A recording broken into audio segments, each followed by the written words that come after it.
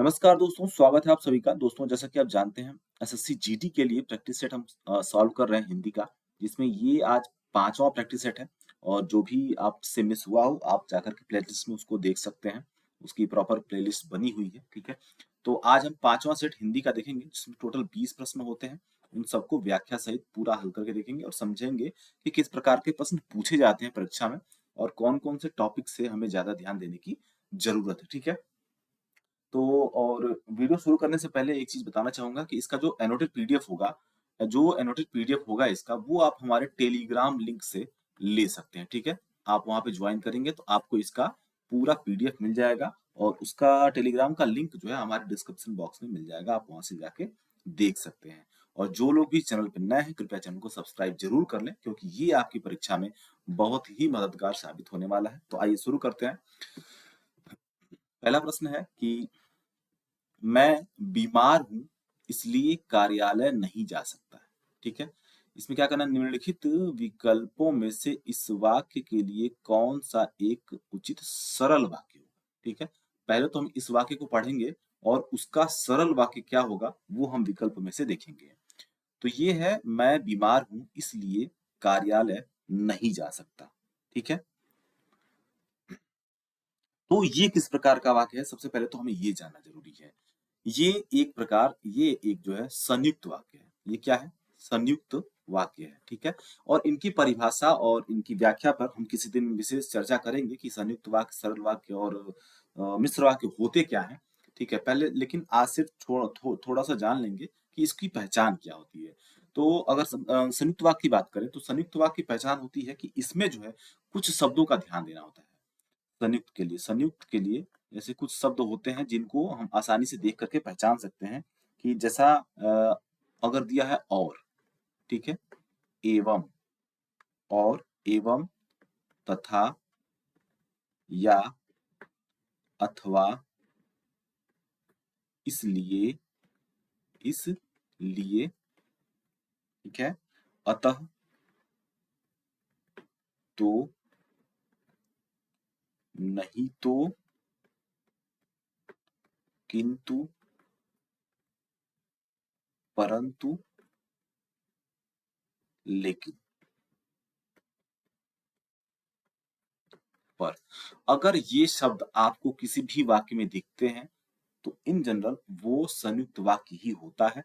बाकी हम इसके परिभाषा की चर्चा भी करेंगे किसी दूसरे सेशन में। और साथ ही अगर मिश्र वाक्य की बात करें, आइए देख लेते हैं। अगर हम संयुक्त देख ही रहे हैं तो मिश्र भी देख लेते हैं कि मिश्र वाक्य की पहचान के लिए हम कौन से शब्द को पकड़ेंगे वाक्य में। उसके लिए कुछ शब्द होते हैं जैसे की है, जो, क्योंकि, ये शब्द जो अगर वाक्य में मिलते हैं हमको तो ये मिश्र वाक्य होने के चांसेस रहते हैं, ठीक है? एक और कुछ शब्द है जैसे कि जितना, अ, उतना, जैसा, वैसा, जब, तब, जहां, वहां, जिधर, जिधर के बाद उधर, अगर, या यदि आ जाए, यद्यपि, तथापि, ये शब्द जो है अगर मिलते हैं तो वो मिश्र वाक्य होता है, ठीक है? तो फिलहाल जो है हमें इस वाक्य को जो है ये बदलना है सरल वाक्य में, ठीक है? तो आइए इसका सरल वाक्य देखते हैं। पहले तो ये वाक्य पढ़ लें, मैं बीमार हूँ इसलिए कार्यालय नहीं जा सकता। तो पहला विकल्प जो दिया है, बीमार होने के कारण मैं कार्यालय नहीं जा सकता, ठीक है? ये ही सही आंसर है। ये एक प्रकार का सरल वाक्य है। दूसरा विकल्प देखें अगर तो मैं नहीं जा सका बीमारी होने के कारण, ये तो वाक्य ही गलत है, ठीक है? मैं नहीं जा सका बीमारी होने के कारण ये वाक्य ही सही नहीं है। मैं कार्यालय नहीं जा सका बीमारी के कारण, ये भी सार्थक वाक्य नहीं है। मैं बीमार था इसलिए कार्यालय नहीं जा सकता, ठीक है? अब यहाँ पे देख लीजिए, यहाँ पे इसलिए आ गया है, इसलिए क्या हो जाएगा ये संयुक्त वाक्य की पहचान है, ठीक है? मैं बीमार था इसलिए कार्यालय नहीं जा सका। तो ये भी संयुक्त वाक्य हो जाएगा और जो हमें प्रश्न में दिया है वो भी संयुक्त वाक्य हो जाएगा। सिर्फ इसमें इतना अंतर ये है इसमें था दिया है और उसमें हूं दिया है, ठीक है। तो इसका विकल्प एक जो है ये इसका सही उत्तर हो जाएगा। दूसरा क्वेश्चन है कि अपने को धोखा देने वाला वाक्यांश के लिए इनमें से उपयुक्त शब्द कौन सा है। इसमें से एक शब्द बताना है कि अपने को धोखा देने वाले को क्या कहा जाता है, ठीक है। अपने को सबसे पहले तो ये जान लीजिए, वन लाइनर अगर आपको याद करना है तो आपको ये सीधा सीधा याद होना चाहिए कि अपने को धोखा देने वाले को क्या कहा जाता है। तो उसको सीधा सीधा आप लिख सकते हैं आत्मवंचक, ठीक है। जो अपने को धोखा देता है उसको हम कहते हैं आत्मवंचक, ठीक है। वंचन का मतलब होता है धोखा देना, आत्मवंचक का मतलब अपने आप को धोखा देने वाला, ठीक है। तो जिसमें पहला ही विकल्प है आत्मवंचक, ये इसका सही उत्तर हो जाएगा, ठीक है। बाकी अगर हम अन्य विकल्पों की बात करें तो पहला विकल्प दिया है आत्मवादी, ठीक है। तो आत्मवादी वो होता है जो ऐसी विचारधारा जो आत्मा के अस्तित्व को मानता है, ऐसी ऐसी विचार विचारधारा वाला जो जो आत्मा के अस्तित्व को मानता है, ठीक है। उसको क्या कहते हैं, उसको हम कहते हैं आत्मवादी। और दूसरा है आत्मपीड़क, आत्मपीड़क यानी कि इसका आत्मपीड़क किसको कहते हैं, जो स्वयं को कष्ट पहुंचाकर जो है पहुंचाकर संतुष्ट होता है, संतुष्ट होने वाला, ठीक है। उसको क्या कहते हैं हम, आत्मपीड़क कहते हैं। उसके बाद अगला है आत्मश्लाघा, आत्मश्लाघा जो अपनी तारीफ खुद ही करे, ठीक है। अपनी प्रशंसा खुद करने वाले को अपनी अपनी प्रशंसा प्रशंसा खुद ही करना क्या कहलाता है, ये कहलाता है आत्मश्लाघा, ठीक है। तो इसका सही उत्तर हो जाएगा आत्मवंचक। अगला प्रश्न है कि निम्नलिखित मुहावरे के रिक्त स्थान के लिए सर्वाधिक उपयुक्त शब्द कौन सा है। यहाँ पे एक मुहावरा दिया गया है जिसमें कि एक शब्द नहीं लिखा गया है, उसको वो भर के पूर्ण करना है विकल्पों के आधार पर। अपनी खिचड़ी अलग खाना नहीं होगा, अलग बनाना ये भी नहीं होता है, अपनी खिचड़ी अलग पकाना, यही सही उत्तर हो जाएगा पकाना। ये एक प्रकार का मुहावरा है जो आपको याद होना चाहिए, ठीक है। पकाना, ठीक है। इसका अर्थ जान लेते हैं कि अपनी खिचड़ी अलग पकाना का अर्थ क्या होता है। इसका अर्थ होता है अलग थलग रहना, अलग थलग रहना, ठीक है। अलग थलग रहने को क्या कहते हैं, अपनी खिचड़ी अलग पकाना। अगर इसके हम वाक्य प्रयोग की वजह से बात करें कि इसका वाक्य प्रयोग क्या किया जा सकता है, तो हम ये कह सकते हैं कि जैसे कोई भी व्यक्ति है जो अलग रहता है और किसी दूसरे की चिंता नहीं करता है, उसी के लिए ये हमेशा प्रयोग होता है। तो हम ये कह सकते हैं कि सरिता जो है हमेशा अपनी खिचड़ी अलग पकाती है। सरिता हमेशा से अपनी खिचड़ी अलग पकाती है, पता नहीं उससे उसके बच्चों पर क्या प्रभाव पड़ेगा। तो आप इस वाक्य से समझ पा रहे होंगे कि इसका अर्थ क्या है। अगला प्रश्न है प्रश्न संख्या 4। वाक्य में रेखांकित शब्दों के आधार पर बताइए कि किस विकल्प में पुल्लिंग शब्द का प्रयोग नहीं हुआ। ये चीज ध्यान दीजिएगा प्रश्न को पढ़ते समय जरूर कि नहीं अगर दिया है तो उसके आधार पर ही प्रश्न के उत्तर का चयन करेंगे। तो हमें वो विकल्प चुनना है जिसमें पुल्लिंग शब्द का प्रयोग नहीं हुआ है, ठीक है। पुल्लिंग शब्द का प्रयोग नहीं हुआ है उसको चयन करना है। तो पहला विकल्प दिया है कि मेरी मोती की माला टूट गई, मेरी मोती की माला टूट गई, ये पुल्लिंग शब्द है, ठीक है। पुल्लिंग शब्द है। और इसके साथ ही ये भी आप जान लीजिए कि जितने भी रत्न होते हैं वो सब जो है पुल्लिंग ही होते हैं।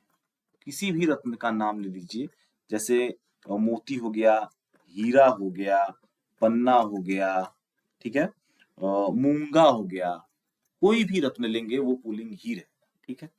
अगला है पुराने पीपल के पेड़ पर चुड़ैल रहती है, यह अच्छा मजाक है। पीपल, पीपल क्या है? एक पेड़ का नाम है, एक पेड़ का नाम है। तो सभी पेड़, सभी पेड़ जो होते हैं वो क्या होते हैं?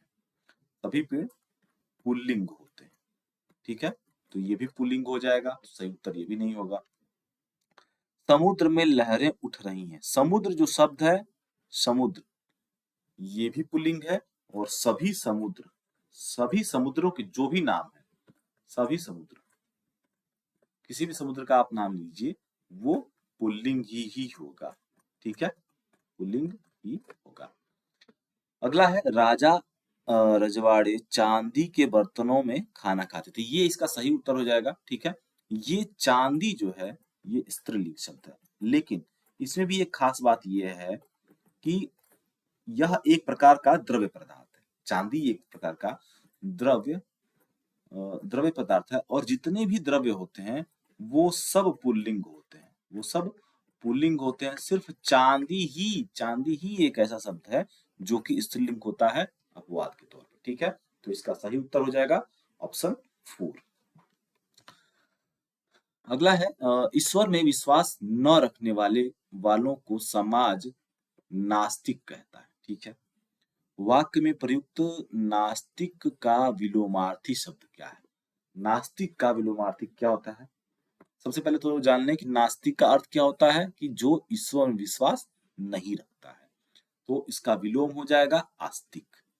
आस्तिक यानी कि जो जो ईश्वर में विश्वास रखता रखता है, उसको क्या कहते हैं हम? उसको कहते हैं आस्तिक। ये इसका सही उत्तर हो जाएगा। अगला विकल्प देखें अगर, तो विश्वास पात्र, विश्वास पात्र किसको कहते हैं? विश्वास पात्र के लिए क्या है? विश्वास पात्र का अगर विलोम देखें तो इसका हो जाएगा विश्वासघाती। विश्वासघाती, ठीक है, यानी कि जिसपे विश्वास न किया जा सके। अनासक्त का आसक्त होता है विलोम, इसका विलोम हो जाएगा आसक्त। ठीक है, और नास्तिक का आस्तिक आपको पता ही है, आपके प्रश्न में ही ये सवाल पूछा गया है। ठीक है, आस्तिक हो जाएगा। अगला है प्रश्न संख्या 6, समतल के लिए विलोम शब्द का चयन करना है। देखिए इसमें विलोम शब्द कितनी बार पूछा गया है, बार बार पूछा जा रहा है, इसका मतलब यही है कि विलोम शब्द जो है वो आप सभी के लिए बहुत ही इंपॉर्टेंट है। समतल का विलोम क्या हो जाएगा? सीधा नहीं होगा, धरती नहीं होगा, ढाल, ढाल हो सकता है। ठीक है, क्योंकि समतल का अर्थ क्या होता है? जिसका तल जो है, जिसका तल एकदम से समान, ठीक है, यानी कि एक बराबर हो, उसको समतल कहते हैं। और ढलान जो होता है, इसमें क्या होता है ढाल में? वह थोड़ी दूर के बाद जो है इसमें ढलान आता है, तो वैसे जगह को क्या कहते हैं? हम ढाल कहते हैं। तो इसका सही उत्तर हो जाएगा ऑप्शन सी, ढाल। क्वेश्चन नंबर 7 है, माली ने पौधों को पानी देने से मना कर दिया, सर्वाधिक उपयुक्त विकल्प चुनकर वाक्य के रेखांकित अंश को बदलें। जो अभी रेखांकित किया गया है, जैसे इसमें पानी देने से मना कर दिया, इसको बदलना है। ठीक है, तो अगर हम वाक्य पढ़ें तो माली ने पौधों को पानी देने से मना कर दिया, ये एक प्रकार का अशुद्ध वाक्य है। ठीक है, ये एक प्रकार का अशुद्ध वाक्य है। अशुद्ध वाक्य क्यों है? अशुद्ध वाक्य ये है, इसमें क्रिया संबंधी त्रुटि है, इसमें क्रिया संबंधी त्रुटि है, क्रिया संबंधी त्रुटि। क्यों? क्योंकि इसमें जो क्रिया है पानी देना जो है, ये एक सजीव के लिए, ये किसी अगर व्यक्ति के लिए होता तो सही होता, लेकिन यहाँ पौधों के लिए है, तो पौधों को पानी दिया नहीं जाता है, पौधों को पानी से सींचा जाता है। ठीक है, यहाँ सींचना आएगा। तो अगर हम देखें, पहला विकल्प है भिगोना, माली ने पौधों को भिगोने से मना कर दिया, ये गलत हो जाएगा। पानी उड़ेलना ये भी सही नहीं है, पानी गिरना ये भी सही नहीं है। हमेशा पौधों के लिए सींचने का ही शब्द वाला ये सही होता है। अगला है अपने स्थान पर अचल रहने वाला वाक्यांश के लिए सार्थक शब्द इनमें से क्या होगा? अचल यानी कि जो चलता नहीं हो, हमेशा अपने स्थान पर टिका रहता है, उसको क्या कहा जाता है? मंगल, मंगल या नहीं, यह एक प्रकार का ग्रह है, ठीक है। ध्रुव, ध्रुव कोई भी हो, वो हमेशा जो है अपने स्थान पर ही टिका रहता है। किसी भी चीज के जैसा हम अगर ध्रुव की बात करें, वो कभी भी हिलता नहीं है। जैसे हम अपने पृथ्वी की ही बात करें तो उसको कहते हैं उत्तरी ध्रुव, दक्षिणी ध्रुव। वो हमेशा एक समान रहता है, एक ही जगह पर रहता है, वो हमेशा अचल रहता है, ठीक है। इसलिए सही उत्तर हो जाएगा ध्रुव। शुक्र, बुध ये सब ग्रहों के नाम है। अगला प्रश्न है कौन सा शब्द वसंत का विलोम है? वसंत का विलोम कौन सा है? हमें ये बताना है। वसंत का विलोम जो हो जाएगा पतझड़। पहला जो है विकल्प सही है।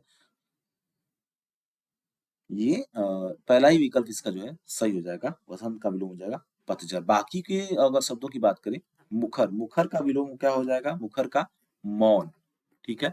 मुखर का होता है जो हमेशा बोलता है, उसको मुखर कहते हैं। मौन यानी कि जो हमेशा शांत रहता है, उसको मौन कहा जाता है। साकार का विलोम क्या हो जाएगा? साकार, साकार का हो जाएगा निराकार, निराकार यानी कि जिसका कोई आकार ना हो। और साकार का मतलब जिसका कोई आकार हो, ठीक है। पुरस्कार का अर्थ, पुरस्कार का विलोम हो जाएगा तिरस्कार, तिरस्कार, ठीक है। अगला प्रश्न है क्वेश्चन संख्या 10। मेरी किताब, मेरी किताब मेरी मित्र प्रिया के पास है, वाक्य में प्रयुक्त कौन सा शब्द विदेशज है? विदेशज, ध्यान दीजिएगा। देखिए शब्दों को दो प्रकार से बांटा जाता है, एक होता है देशज, एक होता है विदेशज। विदेशज शब्द वो होते हैं जो किसी दूसरे देश किसी दूसरे देश के होते हैं, ठीक है। किसी दूसरे देश से लिए गए शब्द, ठीक है, वो विदेशज होते हैं। और जो देशज शब्द होता है वो अपने देश का ही होता है, ठीक है इसमें। और अगर हम बात करें कि इसमें से कौन सा विकल्प है, तो इसमें से विकल्प जो किताब है, पहला ही विकल्प है, हम देख पा रहे हैं किताब। किताब जो है ये विदेशी शब्द है, और कहाँ का शब्द है? ये अरबी भाषा का शब्द है। कौन से भाषा का शब्द है ये? अरबी, अरबी यानी कि अरब का, ये अरबी भाषा का शब्द है। बाकी अगर हम अन्य विकल्पों की बात करें तो जैसे पास, पास जो है ये संस्कृत का एक शब्द है, संस्कृत का एक शब्द है, का शब्द पार्श्व, पार्श्व, ठीक है। इससे इसी का अपभ्रंश है ये पास, इसी से, या इसका हम तद्भव भी कह सकते हैं, पार्श्व का तद्भव पास है। प्रिया, प्रिया, प्रिया भी एक संस्कृत शब्द है, ठीक है, यानी कि ये एक तत्सम शब्द है। मित्र भी एक प्रकार का तत्सम शब्द है, ठीक है। तो सही उत्तर हो जाएगा विकल्प एक। 11वां प्रश्न देखें, इसमें दिए गए वाक्य में त्रुटि पहचाने। दूध में थोड़ा पड़ गया है, दूध में थोड़ा पड़ गया है, थोड़ा, ये थोड़ा जो है सही नहीं लग रहा है, ये सार्थक शब्द नहीं है यहाँ के लिए। तो ये एक प्रकार का जो है सर्वनाम संबंधी त्रुटि है, सर्वनाम संबंधी संबंधी त्रुटि, ठीक है। सर्वनाम संबंधी त्रुटि है, इसके जगह पे किस शब्द का प्रयोग कर सकते हैं हम?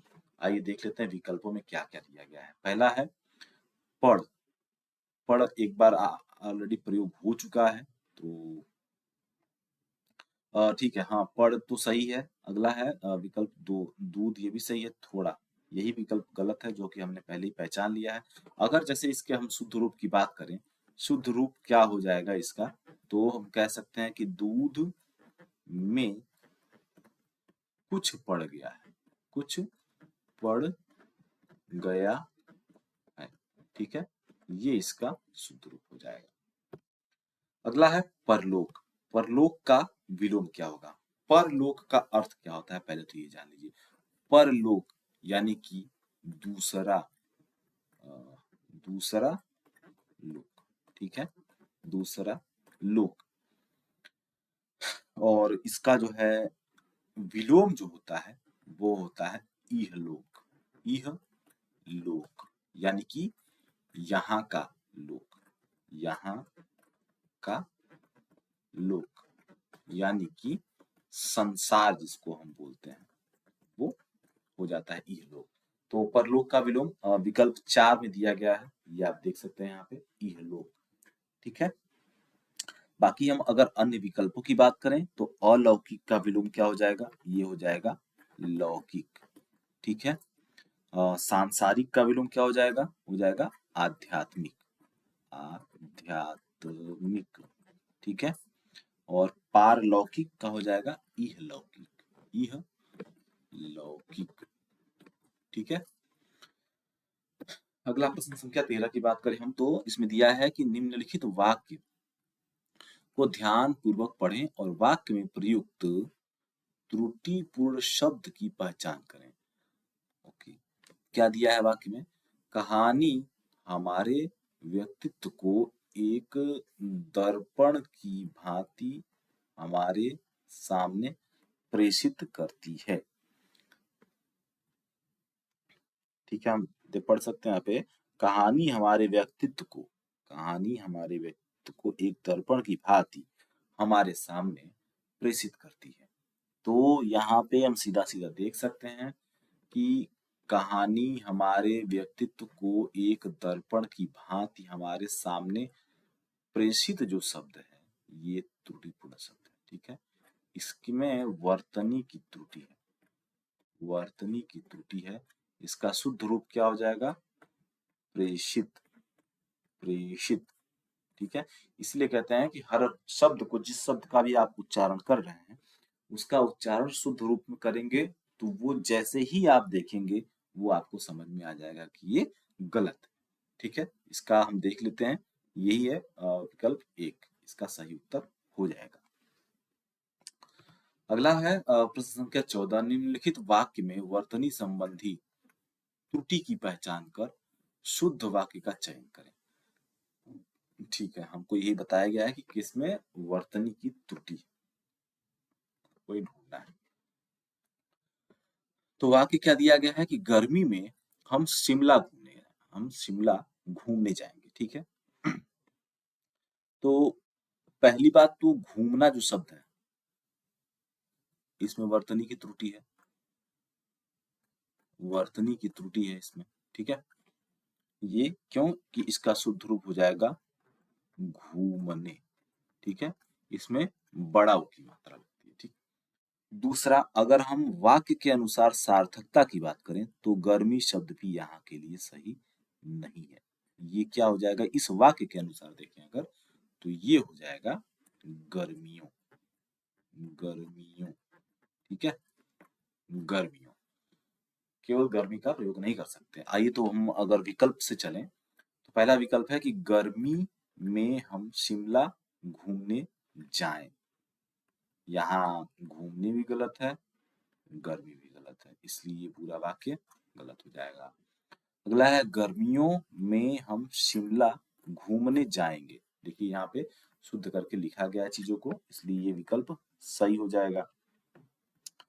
बाकी विकल्पों की बात करें तो गमी, ये पहले ही गलत है, यहाँ पे ये गलत हो जाएगा। इसमें भी गर्मी लिखा हुआ है, ये भी गलत हो जाएगा, ये गर्मी होता है। ठीक है, बड़ी की मात्रा होती है, इसलिए ये भी गलत हो जाएगा।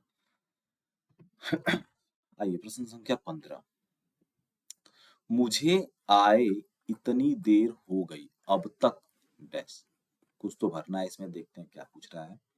उपरोक्त वाक्य पूर्ण करने के लिए उचित सार्थक और निरर्थक, ध्यान दीजिएगा, सार्थक और निरर्थक शब्द युग्म वाले विकल्प का चयन करना है। ठीक है, हमें विकल्प से उस वाक्य का चयन करना है जिसमें सार्थक और निरर्थक दोनों शब्द का युग्म दिया। ठीक है, तो आइए पहला विकल्प देखते हैं क्या है। पहला विकल्प है किसी ने अब तक किसी ने चाय वाय भी नहीं पूछा। चाय जो है वो है सार्थक सार्थक शब्द और वाय जो है ये है निरर्थक शब्द। ठीक है, सार्थक और निरर्थक शब्द की बात करें कि जिस शब्द का कोई अर्थ होता है उसको हम सार्थक शब्द कहते हैं, जिसका कोई अर्थ नहीं होता है उसको हम निरर्थक शब्द कहते हैं। ठीक है, तो अगर विकल्प के अनुसार देखें तो पहला विकल्प जो है हमारा सही हो गया है। आइए अगले विकल्पों पे चलते हैं कि किसी ने दाना पानी, दाना और पानी ये दोनों ही सार्थक शब्द है। ठीक है, हमें सार्थक और निरर्थक दोनों का युग्म चाहिए। ठीक है, किसी ने चाय बिस्कुट, चाय बिस्कुट ये भी दोनों सार्थक ही है, चाय और बिस्कुट। पानी और शरबत ये भी सार्थक। ठीक है, तो हमारा पहला विकल्प जो है ये सही हो जाएगा। आगे 5 प्रश्न दिए गए हैं 16 से 20 तक। ये गद्यांश पर आधारित प्रश्न है जिसमें कुछ विकल्पों को भरना है। तो आइए देखते हैं प्रश्न संख्या 16 हम देखें अगर तो इसमें क्या करना है। 16वां प्रश्न देखते हैं। इसमें दिया है कि हमारा यह खाली स्थान नौसिखुआ नहीं है, उसके ज्ञान विज्ञान का खाली स्थान विशाल है। क्या विशाल है और क्या नौसिखुआ नहीं है? आइए देखते हैं। पहला विकल्प क्या है? हमारा यह नियति नौसिखुआ नहीं है। कभी भी नियति के साथ नौसिखुआ का शब्द का प्रयोग नहीं हो सकता है।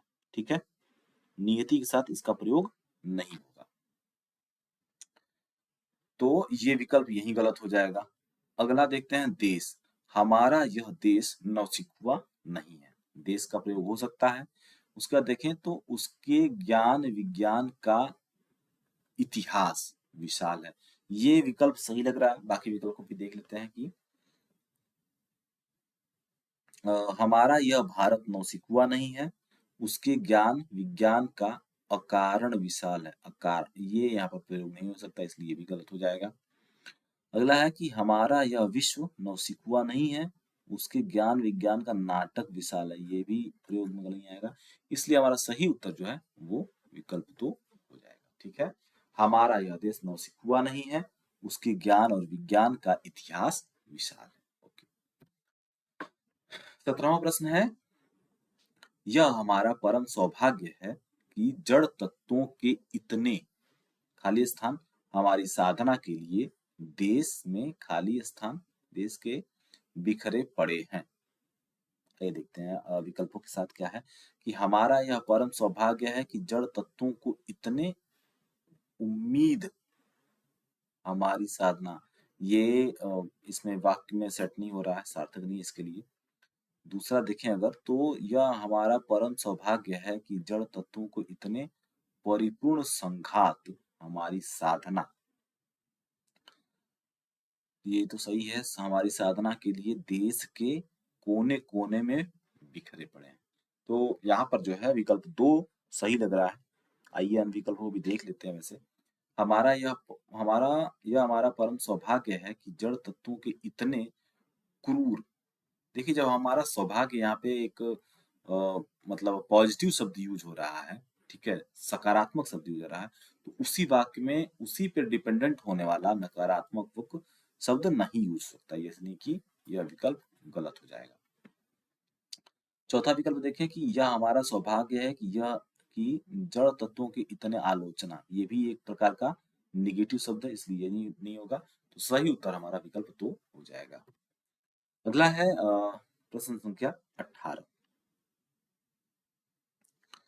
इसमें दिया है कि यदि हम खाली स्थान के साथ इस संपूर्ण सामग्री का उपयोग खाली स्थान के लिए करें तभी कल्याण है। ठीक है, आइए देखते हैं कि इसमें पहला विकल्प सेट हो रहा है कि नहीं। यदि हम निष्ठा और प्रेम के साथ इस संपूर्ण सामग्री का उपयोग भविष्य निर्माण के लिए करें तो देखिए पहला जो विकल्प है ये सही सेट हो रहा है। अन्य विकल्प को देखते हैं कि यदि हम करुणा के साथ इस संपूर्ण सामग्री का उपयोग दया के लिए करें तभी कल्याण है। ये तो सही नहीं लग रहा है करुणा और दया। ठीक है, अगला है ये यहाँ पे गलत हो जाएगा। तीसरा विकल्प है असहज। यदि हम असहज के साथ, ये तो शब्द ही गलत, सार्थक नहीं लग रहा है यहाँ पे तो। यदि हम श्रद्धा के साथ इस संपूर्ण सामग्री का उपयोग भक्ति या प्रेम के लिए करें तभी कल्याण है। ये भी सही नहीं होगा। अगर देखें तो इनमें और पहले में, पहला और चौथा में सबसे सही विकल्प ये है कि यदि हम निष्ठा और प्रेम के साथ इस संपूर्ण सामग्री का उपयोग भविष्य निर्माण के लिए करें तभी कल्याण है। तो इसका पहला विकल्प जो है वो सही हो जाएगा। 19वां प्रश्न है कि सामग्रियों को ही लक्ष्य मान लेना गलत है। इनके खले स्थान में सिद्धि नहीं मिलेगी, यद्यपि इनकी सूक्ष्म और खले स्थान जानकारी परम आवश्यक है। तो पहला अगर हम विकल्प के साथ चलें तो सामग्रियों को ही लक्ष्य मान लेना गलती है। इनके जैसा से, इनके जैसा से ये गलत हो जाएगा, ये शब्द इसके साथ नहीं हो पाएगा।